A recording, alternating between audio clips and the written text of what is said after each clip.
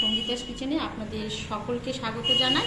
আজ আমি আবার একটা নতুন রেসিপি নিয়ে চলে এসেছি। রেসিপিটি হলো ধনেপাতার বড়া। কিভাবে আমি রেসিপিটি করছি আমার সঙ্গে থাকুন আর দেখুন। ধনেপাতার পকোড়া করার জন্য আমি ধনেপাতাকে ভালো করে ধুয়ে কুচি কুচি করে কেটে রেখেছি, জল ঝরিয়ে রেখেছি আমি। এবার আমি এর মধ্যে এক এক করে সব উপকরণ অ্যাড করব।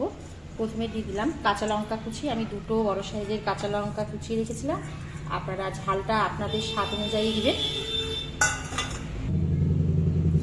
দিলাম কালো জিরা,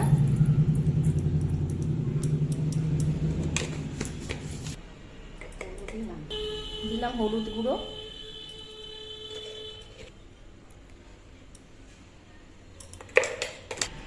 স্বাদ মতো লবণ,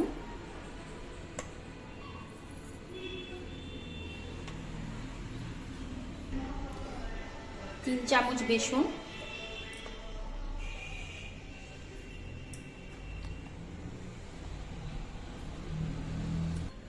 আর এখানে আমি 1 চামচ চালের গুঁড়ো আর হাফ চামচ কর্নফ্লাওয়ার মিক্সড করে রেখেছি। আপনাদের হাতের কাছে কর্নফ্লাওয়ার না থাকলে শুধু চালের গুঁড়ো দিতে পারেন, এতে কোনো অসুবিধা নেই। আমার কাছে দুটোই ছিল, তাই আমি অল্প করে দুটোই এর মধ্যে অ্যাড করছি। এতে আমাদের বড়াটা বেশ ক্রিপসি হবে, মুচমুচে হবে, খেতে বেশ ভালো লাগবে। সব উপকরণ আমার দেওয়া হয়ে গেল।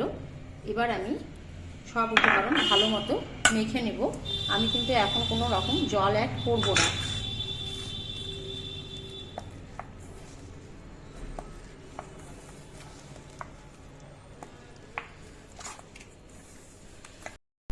জল ছাড়াই আমি ধনেপাতাটাকে এইভাবে আগে মেখে নিয়েছি।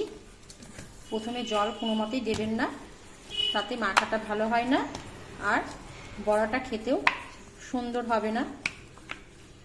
তাই জল ছাড়াই আগে ভালোভাবে এইভাবে চটকে চটকে মেখে নেবে। আমার জল ছাড়া এভাবে আমি টাইট করে মেখে নিয়েছি। এবার আমি এর মধ্যে সামান্য একটু জল দেব বড়াটা ভালো মতো সেট হওয়ার জন্য। তার আগে কোনো মতেই আমি জল ব্যবহার করিনি। আমি সামান্য এরকম হাতে জল নিয়ে একটু জলের ছিটা দিলাম ব্যাটারটাকে একটু পাতলা করার জন্য, বেশি না, হালকা একটু। আগে জল দিলে আমার এটা বেশি পাতলা হয়ে যেত আর বড়াটা খেতে ভালো হতো না। তাই আগে ধনেপাতা সহ চটকে চটকে সমস্ত উপকরণ আমাদের মেখে নিতে হবে। তারপর হাতের মধ্যে একটু সামান্য জল নিয়ে জলের ছিটা দিয়ে এইভাবে মেখে নিতে হবে। ঠিক মাখাটা আমার এরকম হয়েছে, খুব শক্ত নয়। খুব শক্ত হলে বড়াটা আবার ভালো হবে না। তাই এইভাবে একটু জল দিয়ে খালি আমি ধনেপাতাটাকে হাতে বুলিয়ে দিলাম, ঠিক এইভাবে। এই অবস্থায় আমি এটাকে 5 মিনিট ঢাকা দিয়ে রেখে দিব। এদিকে আমি একটা কড়াই গরম করতে বসিয়ে দিয়েছি। কড়াইয়ে দিয়ে দিচ্ছি সর্ষের তেল। তেলটাকেও আমি ভালো মতো গরম করে নেব। আমার তেল ভালো মতো গরম হয়ে গেছে। এবার আমি গ্যাসের ফ্লেমটাকে লোয়ে করে দিলাম। এবার আমি ধনেপাতা মাখাটা এইভাবে নিয়ে ছোট ছোট বল করে একটু চাপা দিয়ে বড়ার শেপ করে ভেজে নিচ্ছি।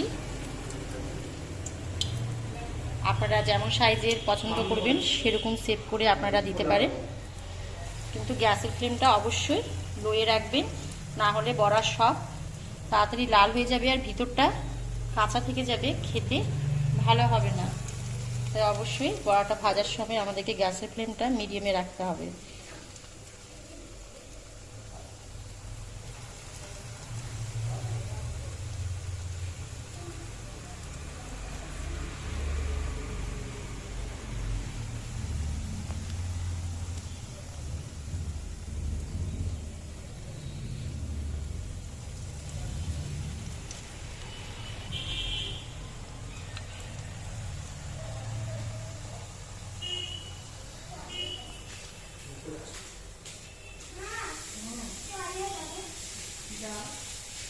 এই পাশটা আমার হালকা লাল হয়ে গেছে।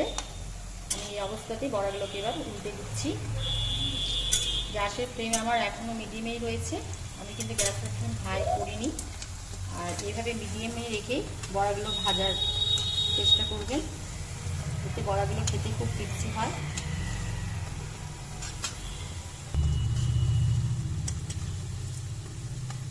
এইভাবে গ্যাসের ফ্লেম মিডিয়ামে রেখে আমি বড়াগুলোকে আরও কিছুক্ষণ ভেজে নেব। আমার বড়াগুলো দুপাশই লাল করে ভাজা হয়ে গেছে, তাও আমি গ্যাসের মধ্যে আরও কিছুক্ষণ বড়াগুলোকে এইভাবে নাড়াচাড়া করে একটু ভেজে নিচ্ছি, এতে বড়াগুলো বেশ ক্রিস্পি হবে। এই অবস্থায় আমি গ্যাসের ফ্লেম একেবারে লো করে দিয়েছি। গ্যাসের ফ্লেম একদম লো রেখে আরও আমি কিছুক্ষণ এইভাবে বড়াগুলোকে নাড়াচাড়া করে ভেজে নেব। এইভাবে নাড়াচাড়া করে ভেজে নিলে বড়াগুলো বেশ মুচমুচে হবে।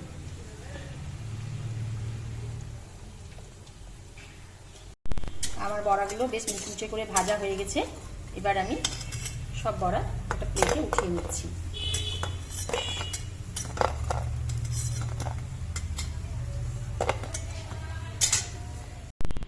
সেম প্রসেসে বাকি বড়াগুলো আমি ভেজে নিচ্ছি। সঙ্গে গরম আছে সব, ওই একইভাবে আমি বাকি বড়াগুলো ভেজে উঠিয়ে নেব। পরিবেশন করার জন্য আমার ধনেপাতার বড়া একদম রেডি। আপনারা বাড়িতে এইভাবে বানিয়ে দেখবেন, কেমন লাগছে আমাকে অবশ্যই কমেন্ট করে জানাবেন। আর এই বড়া বিকেলেও এমনি সসের সাথেও খেতে ভালো লাগে, আর গরম গরম ডাল ভাতের সাথেও খেতে ভালো লাগে। আপনারা অবশ্যই বাড়িতে একবার বানিয়ে দেখবেন।